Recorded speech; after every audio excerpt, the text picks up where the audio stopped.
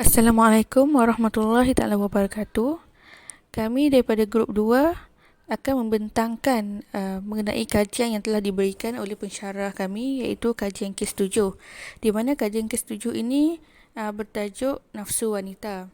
Di mana kami akan mengupas berdasarkan kajian kes yang diberi, dan kami akan membentangkan iaitu jenis masalah, latar belakang klien, penerokaan isu keseluruhan, matlamat sesi, teori dan teknik yang digunakan, kemahiran yang diaplikasikan dan refleksi, di mana saya dan ahli-ahli kumpulan saya akan membentangkan berkenaan apa yang telah disebut tadi. Okey, seterusnya kita beri kepada pembentang untuk membentangkan hasil daripada analisis kajian kes tersebut. Ya, Assalamualaikum warahmatullahi taala wabarakatuh. Saya Nur Syafiqah binti Muhammad Daud, I1730233 akan membentangkan mengenai jenis masalah. Okey, yang pertama iaitu masalah antara hubungan perkahwinan suami dan isteri. Okey, di mana kita tengok daripada kajian kes yang diberikan daripada awal sehingga akhir, di mana pelbagai masalah di antara hubungan dalam perkahwinan suami dan isteri, iaitu suami dan klien tersebutlah. Okey, di mana masalah tersebut adalah ketagihan seks yang melampau. Okey, di mana kita boleh tengok daripada contoh kajian kes yang mengatakan bahawa klien mengatakan bahawa kelemahannya adalah nafsu, di mana klien terlalu kuat nafsu seks sehingga sanggup melihat video lucah untuk kepuasannya sendirilah. Okey, kita boleh tengok daripada kajian kes juga bahawa klien pernah terlanjur dengan banyak jugalah lelaki, dan dia juga pernah terlanjur dengan suaminya sebelum berkahwin. Okey, seterusnya adalah tanggungjawab. Okey, untuk tanggungjawab ni kita boleh lihat dalam kajian kes di mana klien memikul tanggungjawabnya yang tak sepatutnya. Okey, contohnya dari segi duit kahwin lah. Okey, di mana isteri mencari duit untuk persediaan perkahwinan mereka, dan kita bertengok berlainan dengan si suami, di mana dia mencari jalan mudah untuk membuat pinjaman. Jadi seterusnya dari segi perbelanjaan rumah, di mana perbelanjaan rumah tu tak semuanya di bawah tanggungjawab klien. Jadi sepatutnya adalah tanggungjawab bersama dengan suami lah. Tetapi kita boleh lihat dalam kajian kes di mana ia mengatakan yang suami itu bekerja berhenti, di mana di situ kita boleh lihat yang suaminya tidak membantu klien ataupun isteri tersebut dalam menguruskan rumah tangga. Okey, dari situ kita boleh lihat bahawa semua pengurusan pemerjaan rumah diserahkan kepada klien lah. Okey, di situ kita boleh lihat bahawa lelaki tu tak bertanggungjawab lah. Sepatutnya tugas isteri hanya macam membantu si suami, membantu suami untuk menggalas tanggungjawab lah. Okey, seterusnya saya ada bagi definisi untuk ketagihan seks ataupun seksual. Okey, di mana ketagihan seksual tu dikenali sebagai hyperseksual, dan ia merupakan gangguan kelakuan seksual kompulsif yang agak berbahaya. Ia akan menyebabkan seseorang itu mempunyai nafsu syahwat yang berlebihan sehingga ia sangat sukar untuk dikawal oleh diri sendiri. Okay, untuk kesan ketagihan seks ni kepada diri seseorang itu adalah ia akan memusnahkan rumah tangga lah. Okay, seperti mana yang dalam kajian kes ni, ia membawa kesan negatif lah kepada rumah tangga klien tersebut, di mana kepuasannya tidak dipenuhi, dan akan membawa kesan negatif lah dalam rumah tangga tersebut. Okey, apabila ada dalam kajian kes ni kita lihat ada kawan lama kepada klien muncul, dan lelaki tersebut lebih care kan daripada suami klien tu. Klien tu akan tertarik dengan orang lain lah, disebabkan suami sendiri tak penuhi keperluan apa yang diperlukan oleh klien tu. Okey, sekian daripada saya. Terima kasih. Teruskan dengan pembentang yang seterusnya. Assalamualaikum warahmatullahi wabarakatuh. Saya Siti Nurhalis Aifah binti Marzuki, I 2429. Okey, saya akan bentangkan berkaitan dengan latar belakang kajian, iaitu klien merupakan seorang wanita Melayu yang berusia 25 tahun. Menurut kajian, beliau sudah berkahwin dan mempunyai seorang anak. Anak yang dilahirkan adalah selepas setahun perkahwinan beliau dengan suami. Beliau dan suami berkahwin setelah 5 tahun bercinta, dan dikatakan beliau berkahwin disebabkan sama suka dengan suami beliau. Kemudian tempoh perkahwinan beliau tidak kurang daripada 2 tahun. Kemudian wanita ini adalah wanita yang berkerjaya seiringan dengan umur beliau yang berusia 25 tahun. Tujuan klien menghadiri sesi ini adalah bagi mencari jalan penyelesaian masalah yang berlaku beliau terhadap dirinya dan suami yang melalui perkahwinan yang dilalui selama lebih kurang 2 tahun itu. Jadi itu sahaja daripada saya berkaitan dengan sedikit latar belakang klien. Assalamualaikum warahmatullahi wabarakatuh. Saya Asyahid Mahakir Ikram bin Muhammad Amidi. Nombor kemetri I181027111. Hari ini saya akan membentangkan tentang isu keseluruhan kajian kes yang kami jalankan.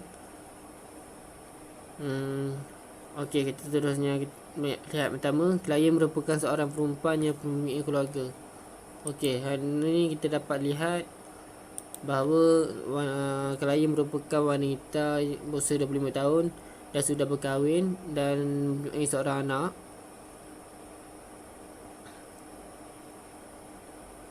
Klien juga berkejaya dalam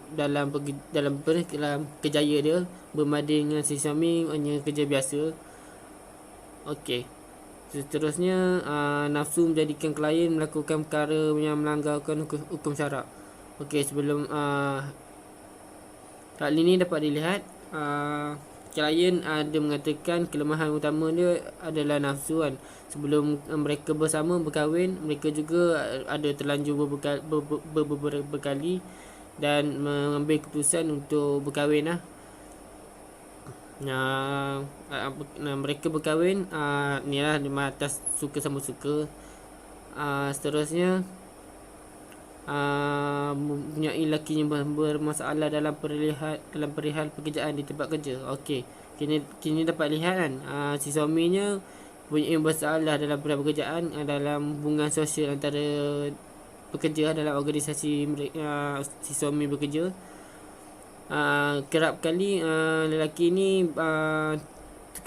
tukar kerja, berhenti kan, lepas tu tidak bekerja lah, membuatkan si isteri ni menanggung keperluan seharian, menjadi kepala keluarga lah. Okey, seterusnya menjadi kepala keluarga setelah suaminya berhenti bekerja. Okey, setelahnya lelaki dia tak bekerja, hanya tak berusaha untuk mencari rezeki kan, mencari kerja tetap dan sebagainya. Tugas kepala keluarga telah dia gendong kan, dia untuk mencari keperluan seharian. Si isteri ni bekerja lah. Seterusnya tak berapa lama selepas tu kan, terjadinya konflik dalam keluarga kan. Sebab mereka ni asyik bergaduh apa semua. Sebab si suami ni asyik duduk rumah kan, tak bekerja apa semua. Dan kadang-kadang si suami ni marah-marah dia, kan apa semua. Si keluarga belah dia dan belah ipar dia, belah keluarga belah sana juga Tok tahu yang lelaki ni tak bekerja apa semua.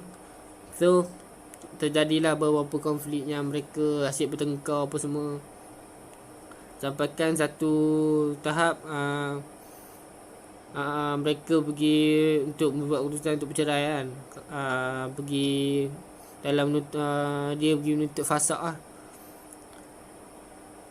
Dalam pada tu dia juga klien bagi peluang kan, sebab dia masih sayangkan suaminya.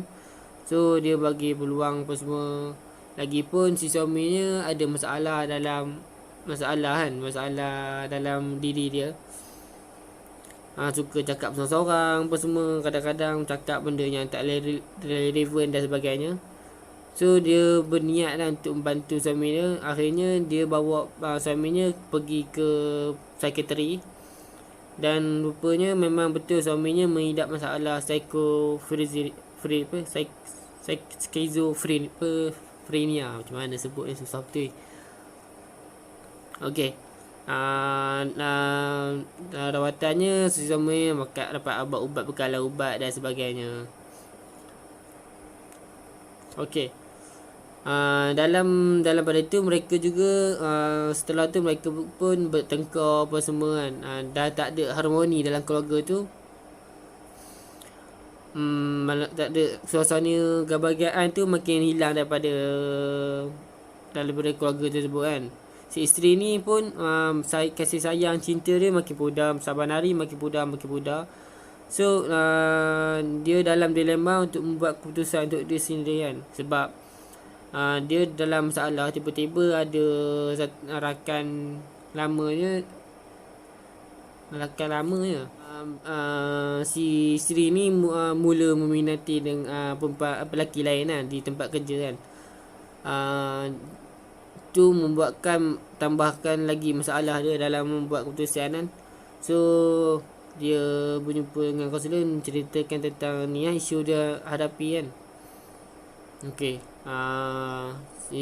Kat sini sedikit rangkuman pada isu keseluruhan ni yang saya bentangkan tadi lah. Isu sebenarnya bakal dikupas oleh kawan saya yang selanjutnya lah. Okey, sekian, terima kasih. Sebenar yang dihadapi oleh klien adalah klien menghadapi masalah suaminya yang sering bertukar tempat kerja. Klien telah membawa suaminya ke hospital psikiatri kerana beliau menghadapi masalah skizofrenia. Klien telah berlaku curang kerana telah tawar hati dengan perangai suaminya. Pada masa sama, klien berasa bersalah terhadap suaminya dan tidak sanggup berpisah dengan kekasih baharu. Punca sebenar masalah ini adalah sikap suami yang bertukar kerja, pemalas dan tidak mengurus hal rumah tangga dengan baik dan sering naik tangan menyebabkan isinya tawar hati, dan klien telah memilih untuk menjalin hubungan cinta dengan orang lain kerana merasa lelaki itu lebih baik dari suaminya dan boleh memenuhi setiap kehendaknya. Assalamualaikum warahmatullahi wabarakatuh. Nama saya Muhammad Arifuddin bin Azmi, I1810289. Okey, saya akan menerangkan tentang bahagian matlamat sesi. Okey. Matlamat sesi yang dijalankan iaitu klien perempuan yang merupakan seorang isteri. Matlamat dia ingin hidup bahagia bersama suami dia. So dia banyak berkorban dan dia banyak membantu dan memberi sokongan kepada suaminya supaya suami dia ni berubah dan mampu membahagiakan dia. Dan dia pun, klien ni pun ingin jadi macam pasangan suami isteri yang lain, yang mempunyai masa depan yang cerah. Itulah yang macam suami yang bertanggungjawab lah. Itu matlamat klien, iaitu dia ingin hidup bahagia bersama suami dia. Okey, terima kasih. Bismillahirrahmanirrahim. Assalamualaikum warahmatullahi wabarakatuh. InsyaAllah hari ini saya akan menerangkan teori dan teknik yang digunakan bagi kes yang diberi. Okey, baik. Dalam kaunseling keluarga itu sendiri, dalam setiap apa-apa proses yang melibatkan hal-hal keluarga, dalam arti kata bagi kaunseling, ia perlulah ada ilmu dalam mengenai kaunseling keluarga dan faham konsep dia, iaitu keluarga menurut teori ataupun perspektif sistem keluarga. Dan sistem ini menunjukkan bahawa ahli keluarga tu dia adalah sangat memberi pengaruh terhadap apa-apa sistem yang berlaku dalam keluarga tersebut yang dipanggil iaitu circular causality. Okey, baik. Selain itu, bagi saya, kes ni kita boleh menggunakan teori barat dan juga pencampuran kaunseling pendekatan Islam. Bagi kes ini pula ia melibatkan keluarga Muslim, iaitu suaminya ada sedikit masalah mental health lah, dan dia punya isteri normal, cumanya dia terlalu mengikutkan nafsu, dan daripada segi situ kita boleh guna teori pendekatan Islam untuk kita melahirkan rohani terlebih lagi. Okey, baik. Seterusnya, dalam untuk mempraktikkan teori ini, ia juga ada terdapat beberapa langkah dan cara dalam mempraktikkan teori tersebut. Antaranya ialah dengan pendekatan kaunseling individu dan keluarga, dan yang pertama ialah pendekatan kaunseling individu.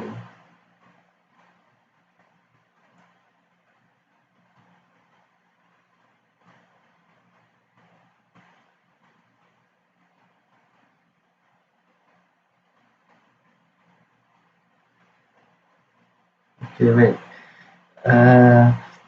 Untuk pendekatan individunya pula, suami dan isteri itu haruslah diberi kefahaman dulu berkenaan dengan proses ataupun sesi yang akan dijalankan terhadap mereka, bagi supaya semuanya jelas. Tiada rasa yang tidak puas hati daripada pihak klien maupun kaunselor. Dan sebagai contoh, dalam kes ini pihak lelaki mempunyai masalah dari segi mental health. Jadi di sini dalam pandangan saya, kita boleh mencuba teori kaunseling keluarga experiential untuk membawa pihak lelaki untuk terus fikir kenyataan dalam kehidupan beliau sambil dipantau oleh pihak psikiatris. Okey, baik. Di mana dalam kes ini, pihak lelaki ni memang dah ada mental health issue. So, kita boleh panggil dia untuk join sesi, tapi dalam masa yang sama kita harus tengok teori apa yang sesuai, dan disebabkan dalam hal ni pihak suami memang dah ada mental health issue, jadi saya menggunakan teori kaunseling keluarga experiential adalah antara yang sesuai untuk dalam kes ini, sambil pihak kaunselor dibantu dalam pantauan pihak psikiatris sekali yang terlibat. Okey, baik. Dan seterusnya kita pergi kepada penerokaan masalah, iaitu dengan menggunakan teknik membuat parafrasa, teknik membias, teknik merumus. Ini adalah daripada segi teknik lah untuk kita yang boleh kita gunakan ataupun kita akan gunakan dalam kebiasaan sesi kaunseling keluarga yang akan dijalankan. Dan dalam aplikasi teknik beserta teori tersebut, teknik yang digunakan ialah modeling dan mengajar kemahiran komunikasi yang jelas, kenyataan saya, menuduh atau blame, dan pengelak atau placate. Dan penerangan lanjut dia berkenaan dengan tiga perkara ni adalah seperti berikut. Bagi macam tadi bagi modeling ni dan mengajar kemahiran komunikasi yang jelas, dalam hal ini beberapa teknik telah disenaraikan. Ahli keluarga seperti Siti, ni contoh ahli keluarga seperti Siti dah amat dibawa melalui mana-mana teknik berikut dalam keadaan yang lebih exaggerated agar mereka akan sedar apa yang sedang berlaku dan apakah maklumat yang telah mereka sampaikan. Dengan ini mereka boleh mengubah atau memilih cara komunikasi yang lebih berkesan daripada apa yang mereka amalkan selama ini. Okey, baik. Dalam hal modeling ni pula, dia adalah melibatkan macam mana yang saya kata tadi, sesuai untuk pihak lelaki yang memang dah ada masalah mental health, adalah daripada segi apabila gunakan teori ni, teknik ni boleh diguna pakai, dia adalah lebih berkesan agar pihak suami tu lebih memikirkan apa yang dia sedang buat ni adakah betul atau salah, untuk memberi dia kesedaran, dan seterusnya adalah dengan membawa pendekatan teori Islam boleh mengembalikan rohani, membina rohani balik untuk menyedarkan yang dia adalah seorang Muslim yang harus kira macam menjagalah isteri dia, sepatutnya melayan dengan baik. Dan seterusnya adalah kenyataan saya, iaitu teknik juga melibatkan luahan dalam bentuk yang lebih peribadi dan lebih bertanggungjawab. Dia boleh meninggalkan keselarasan dalam proses komunikasi. Ia akan menjadi lebih berterus terang, tulen dan kenyataan yang sebenar dalam konteks yang lebih sesuai. Ia adalah serupa dengan penggunaan ganti nama diri dalam teori Gestalt, dan dalam hal ini kenyataan saya ini dalam proses untuk konseling keluarga dalam kes ni, ia macam saya cakap tadi, sedikit sebanyak boleh memberi kesan kepada pihak suami agar dia lebih faham tanggungjawab dia sebagai seorang suami, iaitu ketua keluarga dalam sebuah keluarga, agar dia dapat betulkan mungkin gaya jalan hidup yang sebelum ni tak okey kepada arah yang lebih baik. Dan yang ketiga adalah menuduh. Dalam situasi ini adalah keadaan di mana seorang yang suka menuduh akan mengalihkan fokus daripada dirinya kepada orang lain, melepaskan dirinya daripada tanggungjawab. Okey, baik. Tanggungjawab manakala pengelak akan sentiasa melakukan perkara yang tidak berkaitan dengan apa yang sering berlaku dalam konteks. Okey, baik. Untuk contoh yang daripada menuduh ni pula, dia pun macam mana saya cakap, dia sesuai dengan dalam kes ni sebab dia, pihak lelaki ni, dia lama-lama akan merasai yang dia tu memang bersalah, sebab dia dalam jangka masa yang lama sebelum ni dia terlalu merasa diri dia hebat dan tiada salah.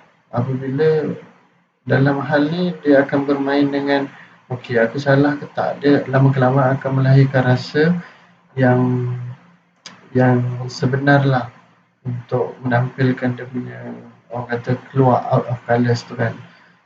Dalam masa yang sama, aplikasikan juga teori pendekatan Islam agar perkara tu lebih rapi dan nampak hala tujuannya. Lebih-lebih lagi untuk keluarga Muslim. Okey, baik. Seterusnya seterusnya tak ada. Itu saja daripada saya. Sekian, terima kasih. Assalamualaikum. Assalamualaikum dan selamat sejahtera. Saya Nusya Syafakira binti Kyari Naim, I181025587. Okey, sekarang ni saya akan membentangkan tentang kemahiran yang boleh diaplikasikan kepada kajian kes nafsu wanita. Okey. Kemahiran pertama yang boleh diaplikasikan dalam kajian kes ini kepada wanita tersebutlah adalah kemahiran melayan. Kemahiran melayan ni adalah sangat penting kepada klien supaya klien ni merasakan yang kaunselor ni ada bersama dengannya. Dan apabila menggunakan kemahiran melayan ni, teknik ataupun solar telah digunakan oleh kaunselor semasa mengendalikan sesi. Okey, S merujuk kepada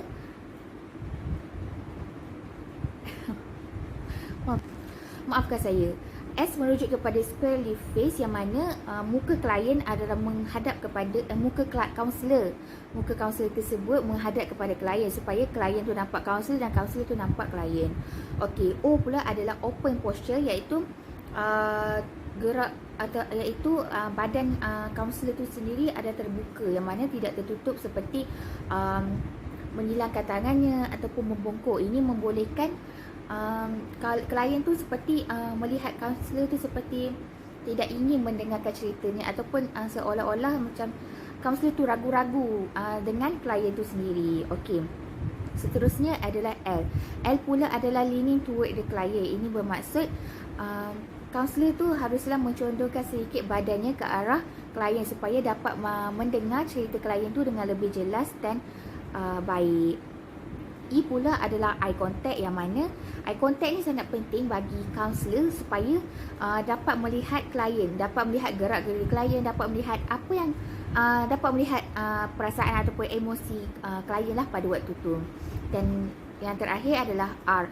R pula merujuk kepada relax, yang mana seseorang kaunselor tu mestilah mempunyai sifat atau sikap yang tenang waktu mengendalikan sesi yang dijalankannya, supaya sesi tersebut tidaklah berjalan secara huru-hara, haru biru, ataupun tidak baiklah, tidak lancar. Okey.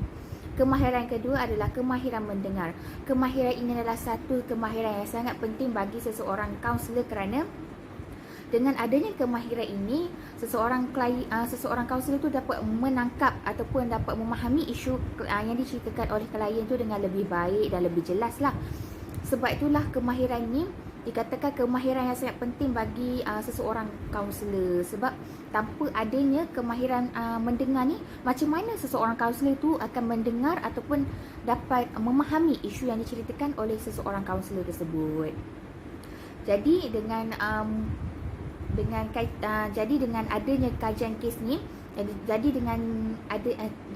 dengan kajian kes ni, maafkan saya, kaunselor tu dapat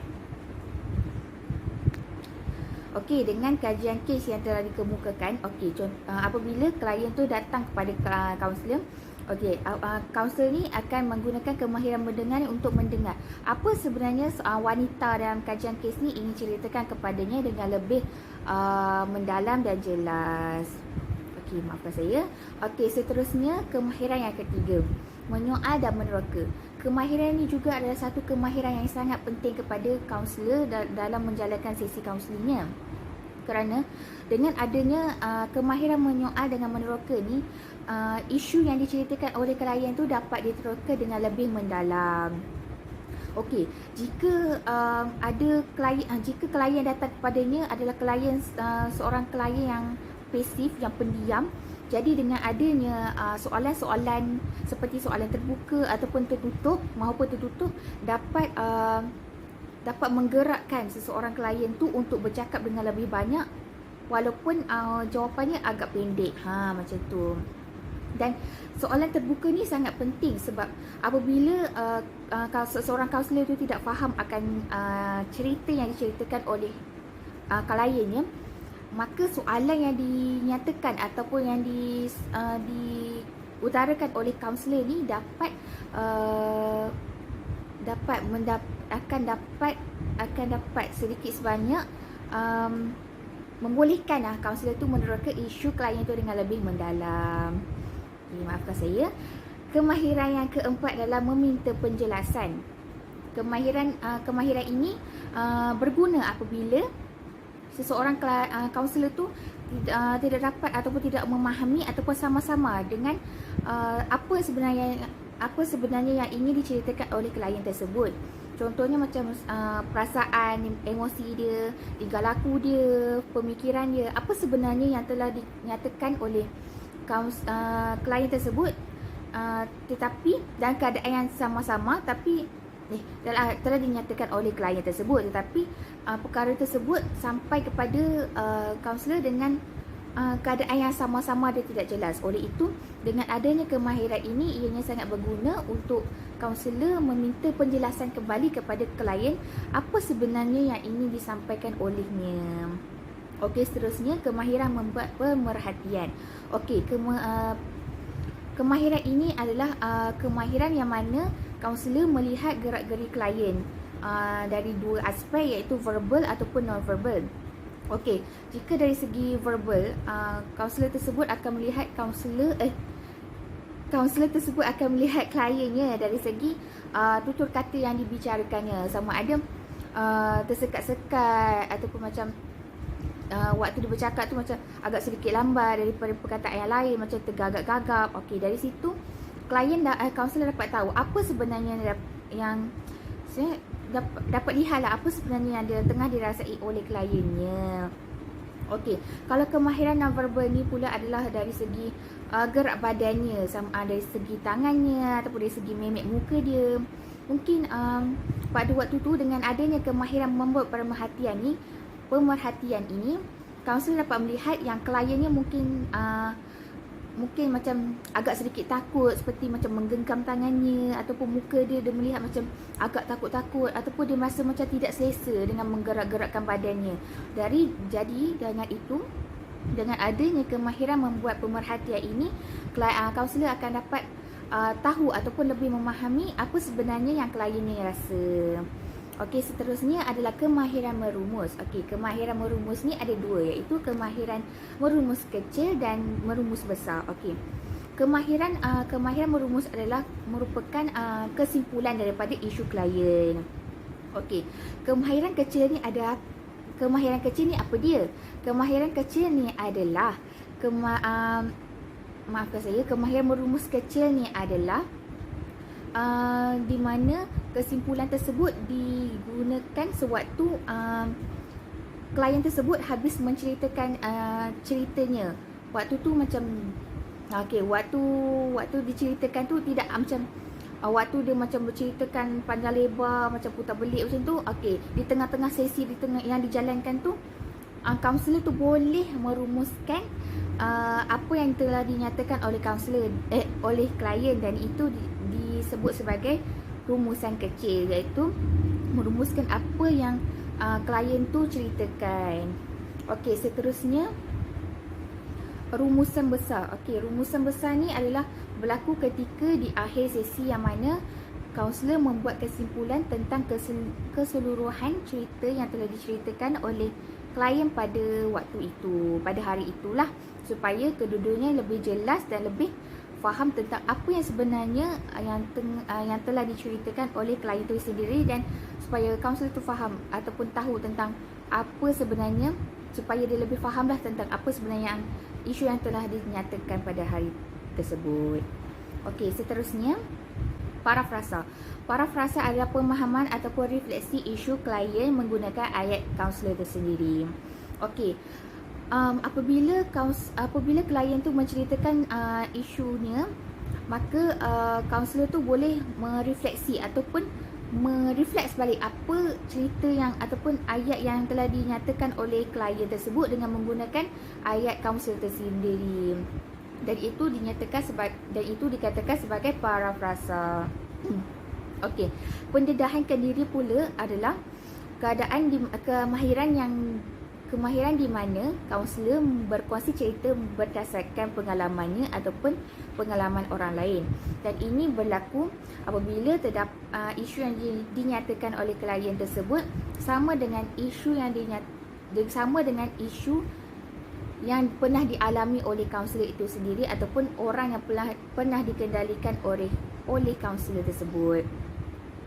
Kemahiran pendedahankan diri ini sangat penting supaya klien tu merasakan yang isu yang dialami olehnya itu tidaklah asing ataupun tidaklah pelik, ataupun dia dapat merasakan yang isu yang dinyatakan tu adalah sama dengan orang lain dan orang lain juga pernah merasakannya, dan itu membolehkan klien lebih tenang dan relax dan lebih mudah untuk berceritakan tentang isunya dengan lebih baik.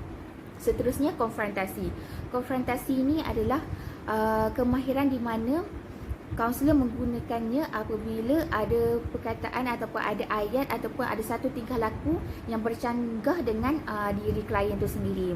Dan ini berlaku apabila contohnya macam klien tu dia menyatakan yang dia sangat marah, tapi mimik mukanya menyatakan yang dia gembira. Okey, dari situ kaunselor boleh menggunakan kemahiran ini untuk menyatakan kembali kepada klien apa sebenarnya yang dia merasakan, sebab kemahiran konfrontasi ini adalah untuk meningkatkan kemahiran klien, meningkatkan kesedaran klien itu sendiri supaya dia tahu apa sebenarnya yang dia rasa dan betul ke apa yang dia rasa, samakah tindakan dia tu dengan apa yang dia rasa. Okey.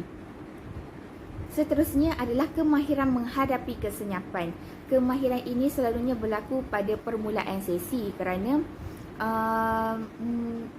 sesi yang dijalankannya tu mungkin pada sesi yang di awal, mungkin sesi yang pertama ataupun kedua, mungkin pada waktu itu klien tidak tahu perkara yang harus dibincangkan dengan kaunselor. Jadi apabila berlakunya keadaan senyap ni, kaunselor tu bolehlah perlahan-lahan macam bertanya perkara-perkara yang macam perkara tempat tinggalnya, perkara-perkara yang boleh membuatkan klien tu selesa dengannya. Oleh disebabkan itulah peringkat repo tu sangat penting kepada kaunselor supaya klien tu merasakan yang kaunselor ni boleh menjaga rahsianya, boleh adanya sifat percaya daripada klien ni kepada kaunselor. Okey, seterusnya adalah kemahiran refleksi. Kemahiran refleksi ni terbahagi kepada tiga, iaitu kemahiran perasaan, isi dan pengalaman. Okey, refleksi perasaan ini adalah refleksi di mana apabila seseorang klien tu menyatakan perasaannya, lepas itu kaunselor menyatakan kembali apa yang dirasakan oleh klien tersebut, sama ada menggunakan ayat klien tu sendiri, mengambil balik ayat klien ataupun menggunakan ayat kaunselor sendiri. Tapi kemahiran refleksi ini tidak sama dengan kemahiran parafrasa, walaupun dia punya cara untuk membuat kemahiran tu sama, tetapi ianya berbeza. Sebab ianya kemahiran refleksi ini kaunselor tu boleh mengambil kembali ayat klien supaya klien tu lebih jelas dan faham tentang apa yang tengah dirasakan olehnya waktu itu.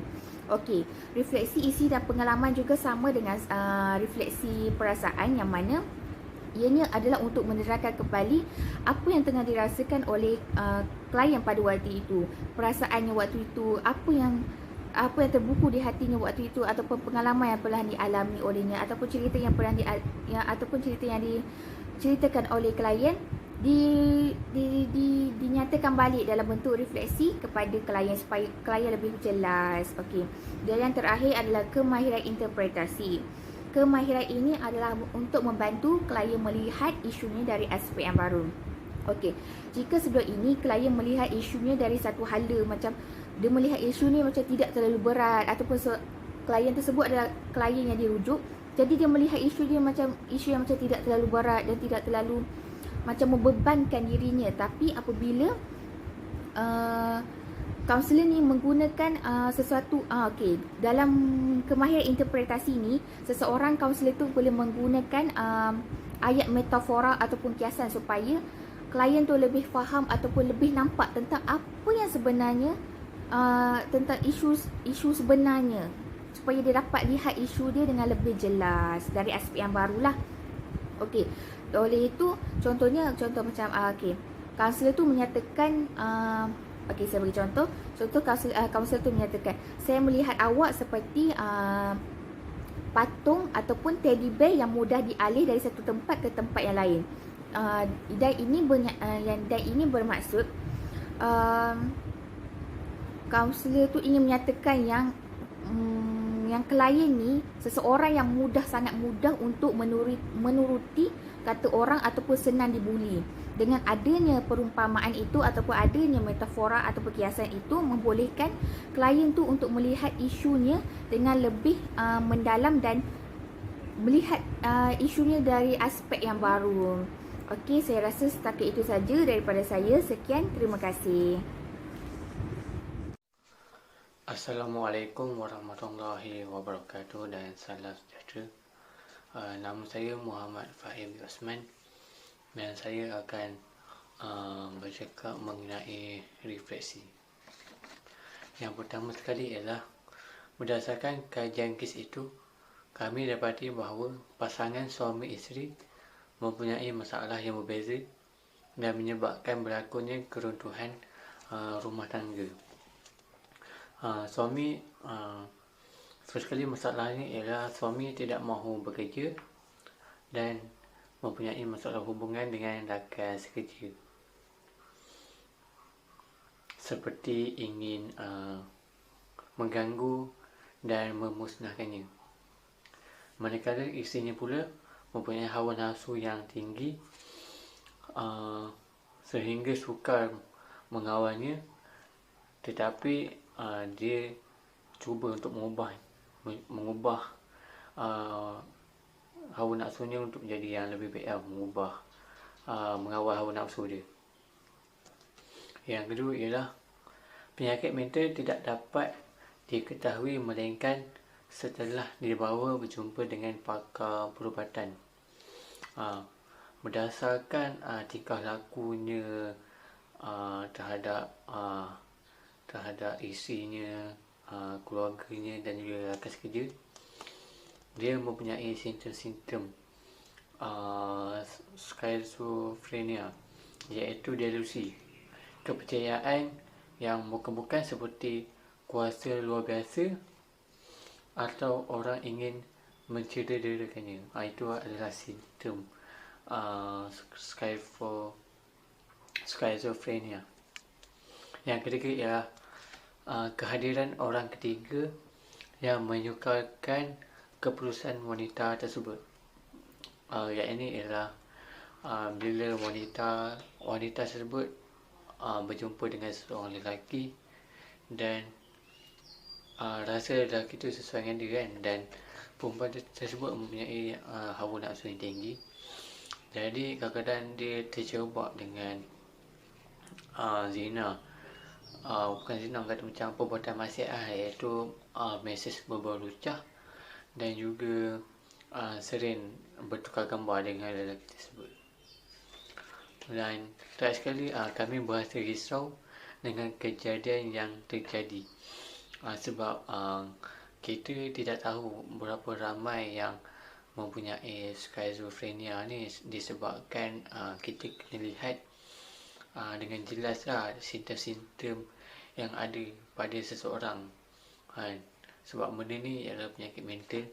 Jadi kadang-kadang kita tengok orang tu macam sihat apa semua, tapi sebenarnya dia mempunyai skizofrenia berdasarkan tingkah laku dan simptom-simptom yang kelihatan dengan jelas. Jadi itu sahaja refleksi daripada saya. Sekian, terima kasih.